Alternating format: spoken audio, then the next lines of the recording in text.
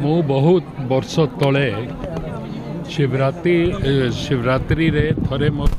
अजांक संगे दर्शन करने आसी बहुत छोट थी से समय एवं आज द्वितीय थर शिवरात्रि पर इठी दर्शन करने आसी बहुत सुंदर वातावरण जो प्रकार जन गहली इठी देखा मिलूँ एमती लगुच जमती रथ यात्रा समय पूरी जगन्नाथ महाप्रभु रथ यात्रा समय गहली थाए सही प्रकार ये कुमड़ा पहाड़ शिव मंदिर को दर्शन करने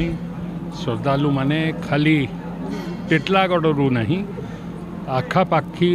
अंचल राज्य बाहर अन्य स्थान भी आसुछन नहीं तो एते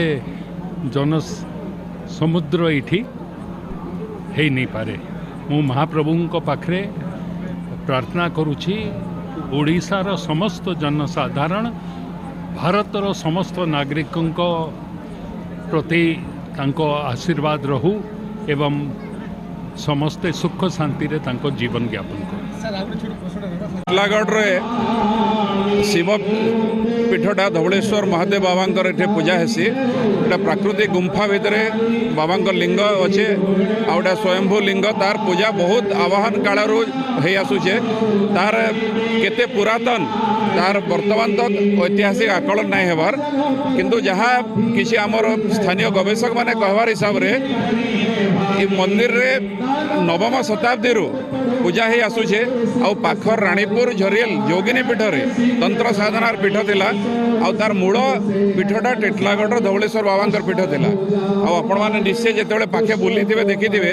3 किलोमीटर रेडियस रे हमर 5टा पुराना मंदिर अच्छे किसी मंदिर रे वर्तमान भी शिवंकर पूजा होचे तो हमर अंचल मुख्यतः मध्य युग रे शिव उपासनार मुख्य क्षेत्र थिला सही परंपरा पालन करी टिटलागढ़ रे शिवरात्रि मेला जहाँ को आग हरियाट आम कहूलु 5 दिन कार्यक्रम होता 7 दिन कार्यक्रम कराला आमर